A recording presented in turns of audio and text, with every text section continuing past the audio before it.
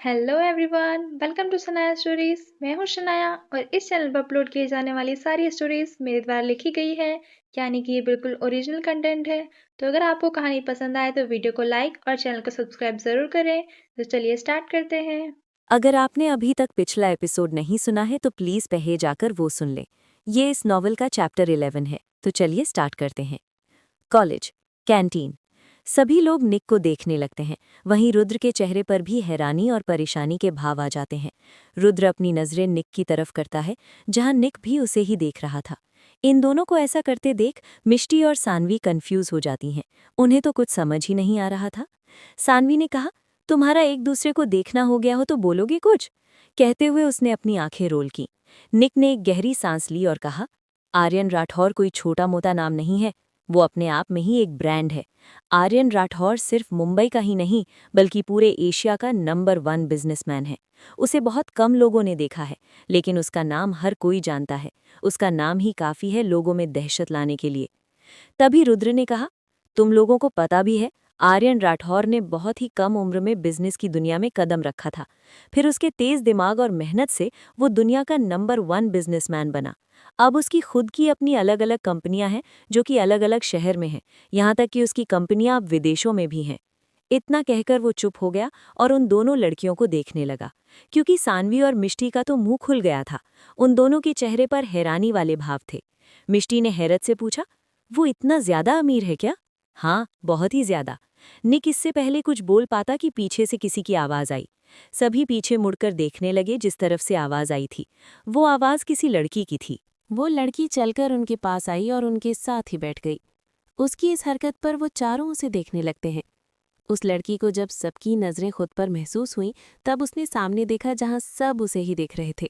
उसने जल्दी से कहा, हेलो, मेरा नाम स्नेहा है और मैं भी तुम लोगों की क्लास में ही हूँ। इतना कहकर वो हल्का सा मुस्कुराई। पर हमने तो तुम्हें नहीं देखा, निक ने तपाक से कहा। इस पर स्नेहा ने कहा, हाँ, क्योंकि तुमसे वापस में बिजी थे। तुम सबने क्लास में किसी और की तरफ ध्यान ही नहीं दिया। फिर सानवी की तरफ देखकर, यार तुम तो बड़ी कमाल की हो। उस विक्की को क्या लात मारी थी, मजा आ गया देखकर। तुम्हारी वजह से हम बाकी के फ्रेशर बच गए। उसके लिए थैंक यू सो मच। कहते हुए वो बहुत ही ज्यादा खुश लग रही थी। उसे इतना खुश देखकर सभी के चेहरे पर स्माइल आ गई। तभी सानवी ने उससे कहा, वेलकम।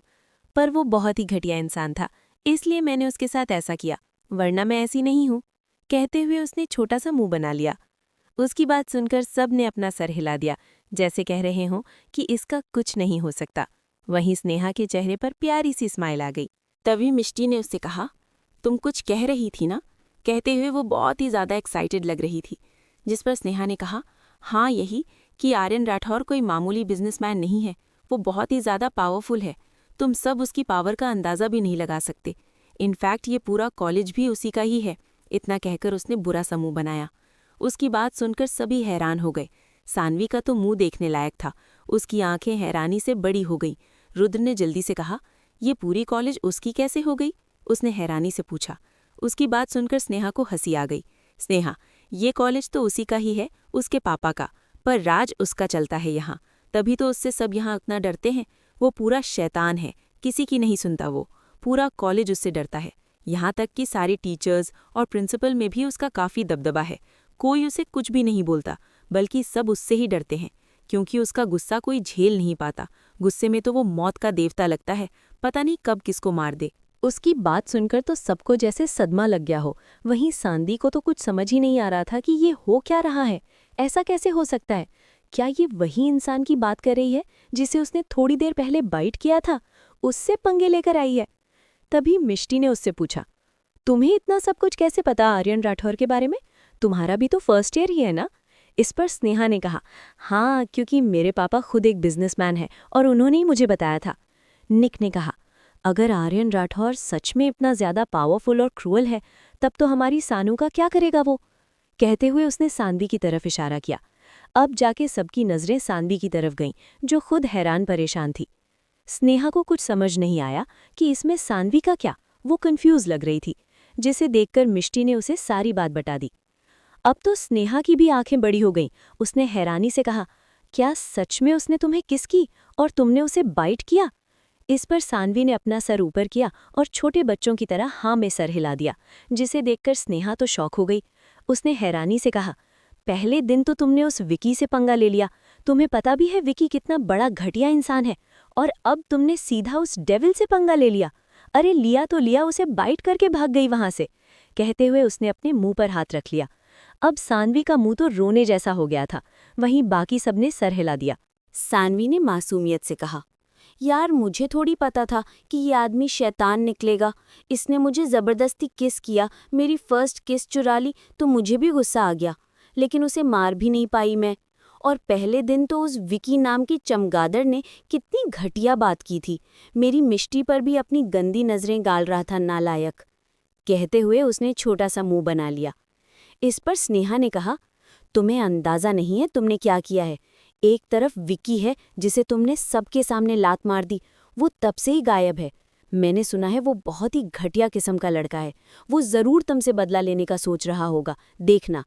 कहते हुए उसके चेहरे पर परेशानी थी। तभी सानवी ने कहा, और दूसरी तरफ? स्नेहा ने कन्फ्यूजन में कहा, क्या दूसरी तरफ? तभी मिष्टी ने कहा, वो पूछ रही है कि एक तरफ विकी है तो दूसरी तरफ क्या है, वो ऐसे ही बोलती है। कहते हुए उसने सानवी को घूरा। वहीं स्नेहा उसकी बात सुनकर हल्का सा मुस्कुराई और कहा, दूसरी तरफ आर्यन राठौर जो खुद चलता फिरता शैतान है, तुमने उसे सीधा बाइट कर लिया है, जबकि इसे लड़कियों से सख्त नफरत है। और मैंने तो ये भी सुना है कि उसके अंडरवर्ल्ड से भी कनेक्शन है, बहुत ही ज़्यादा क्रूअल है वो, कोई भी उससे उलझता है तो दोबारा नहीं दिखता वो इंसान। कहते हुए वो परेशान लग रही थी। अब तो बाकी सबकी भी हालत खराब हो रही थी। सानवी को तो कुछ समझ ही नहीं आ रहा था कि एक ही पल में क्या से क्या हो गया, ये शैतान कहाँ से टपक पड़ा उसकी लाइफ में। उसे भी अब डर लग रहा था। निक ने एक नज़र सबको देखा जहाँ सब परेशान थे। तभी उसने कहा, अरे यार क्या तुम सब भी इतना सोचने लगे, कुछ नहीं होगा, क्या पता ये कोई और इंसान हो, वो तो कब का भूल भी गया होगा सानवी को, तुम सब बेकार में टेंशन ले रहे हो। इस पर रुद्र ने एक नज़र निक की तरफ देखा, फिर उसने भी उसकी हाँ में हाँ मिलाई और कहा, हाँ अब भूल जाओ सब, एक नाम के दो इंसान भी तो हो सकते हैं, या हो सकता है कि सानवी ने ही गलत नाम सुन लिया हो। अब सानवी कंफ्यूज हो गई थी। उसने अपने दिमाग पर जोर डाला और कहा, मैंने तो यही नाम सुना था, लेकिन उस टाइम मेरा ध्यान उसके नाम में न होकर उससे दूर होने में था। इस पर मिष्टी ने कहा, तो कहीं तूने इसी में गलत नाम तो नहीं सुन लिया, उसने कुछ और कहा और तूने कुछ और सुन लिया हो। तभी स्नेहा ने कहा, ऐसा ही हुआ होगा, वरना वो डेविल तो लड़कियों से चिढ़ता है, वो क्यों किस करेगा तुम्हें। उसकी बात पर सबने हामी भरी। इस पर निक ने कहा, हाँ यार ज़रूर कुछ गलतफहमी हो गई होगी, जिस पर सानवी ने अपना सर हिला दिया। अब वो सब छोड़ो, ये बताओ क्या हम फ्रेंड्स बन सकते हैं। कहते हुए स्नेहा ने अपना एक हाथ आगे किया, जिसे देखकर वो चारों एक दूसरे को देखने लगते हैं। उन्हें इस तरह से देखता देख स्नेहा असहज हो जाती है और अपना हाथ पीछे लेने लगती है।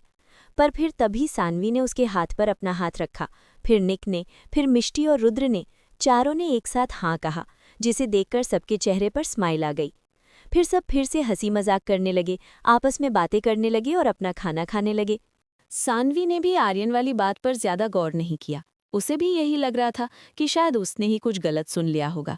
वहीं निक अपने मन में, क्या कुछ होने वाला है, ऐसा क्यों लग रहा है कि ये वही आर्यन है जिसकी अभी बात हो रही थी। अगर ये वही हुआ तो तब तो कयामत आ जाएगी। भाई से बात करना होगा इस बारे में। कहते हुए उसके चेहरे पर पसीना आ गया। वहीं दूसरी तरफ आर्यन अपने प्राइवेट जेट में बैठा था।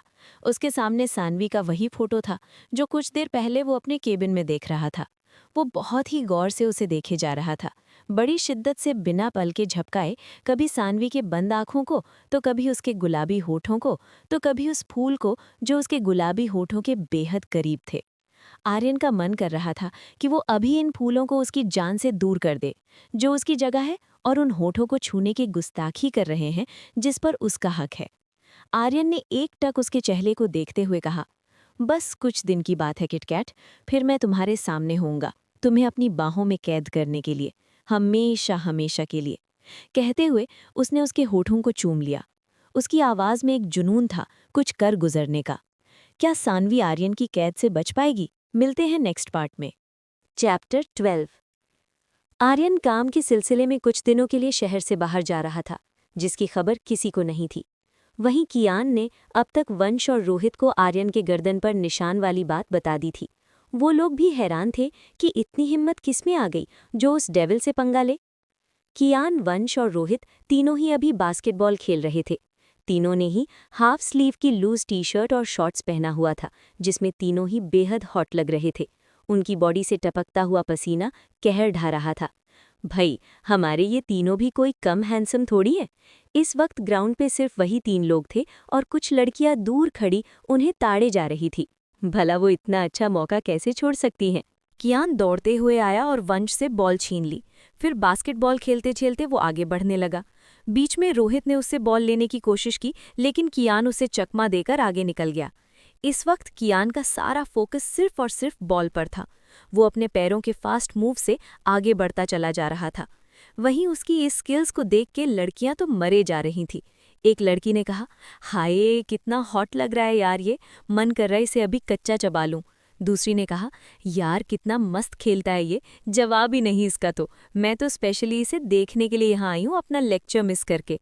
तीसरी ने कहा, मेरा वंश तो खेलते वक्त और भी ज्यादा हैंडसम लगता है, कहीं मैं इसकी खूबसूरती से ही न मर जाऊं। ऐसे ही न जाने कितने लोगों के दिल घायल हो रहे थे। तभी कियान दौड़ते हुए आगे आया और एक छलांग लगाई और बॉल सीधा बास्केट में डाल दी। उसके गोल करते ही सभी लड़कियां चिल्लाने लगी, हूटिंग करने लगी। कियान के चेहरे पर स्माइल आ गई। वहीं वंश और रोहित तो काफी थक गए थे। वो दोनों हांफते हुए वहीं पास में बैठ गए, जिसे देखकर कियान ने उन्हें पानी की बोतल पास की। वंश ने हांफते हुए कहा, यार तू थकता नहीं है क्या? मेरी तो सांसें ही फूल गई हैं, ऐसा लग रहा है किसी भी वक्त मेरा फेफड़ा बाहर आ जाएगा। कहते हुए वो जोर जोर से सांसें लेने लगा। उसकी बात सुनकर वो दोनों हंसने लगते हैं।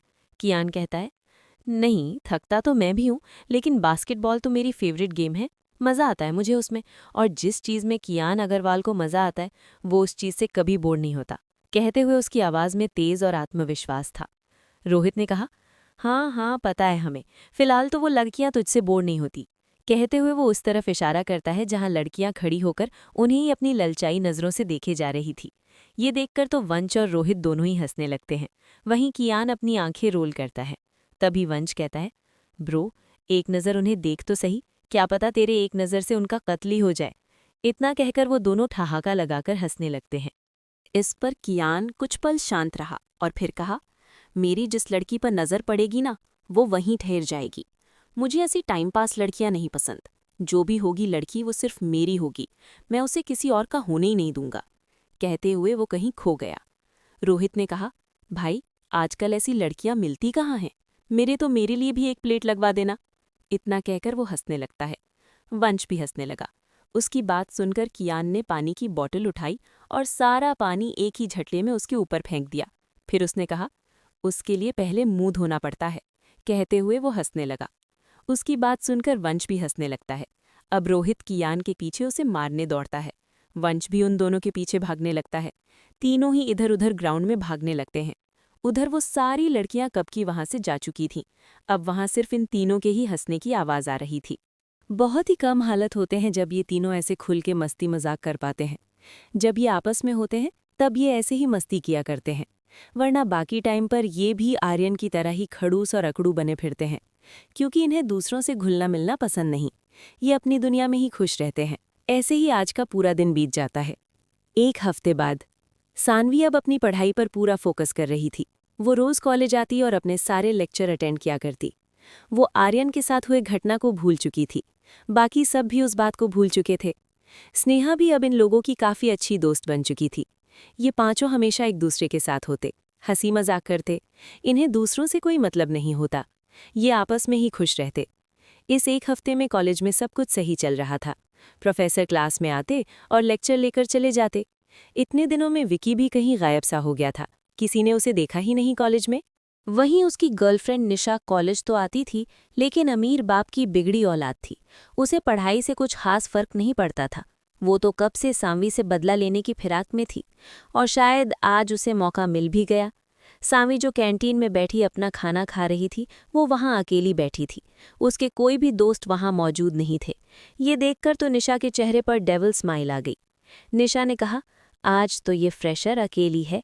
इसने मुझसे पंगा लिया था ना निशा शेखावत से, जानती नहीं है ये अभी मुझे। इसे तो मज़ा चखाना पड़ेगा। इतना कहकर उसने अपने पास खड़ी अपनी एक चमची के कान में कुछ कहा, जिसे सुनकर उस लड़की के चेहरे पर शैतानी मुस्कान आ गई। वो लड़की बड़े ही अतरंगी तरीके से चलने लगी और चलकर सामी के टेबल के पास जाने लगी।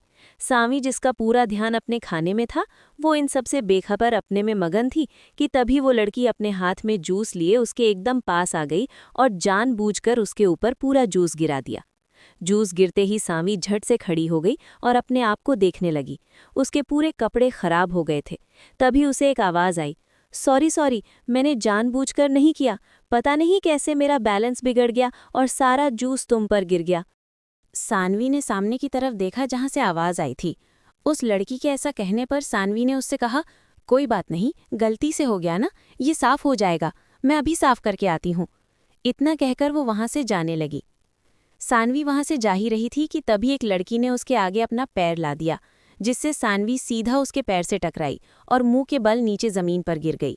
वो इतनी जोर से गिरी थी कि उसकी आवाज़ वहां पूरे कैंटीन में गूंजी। सभी लोग उस तरफ देखने लगे।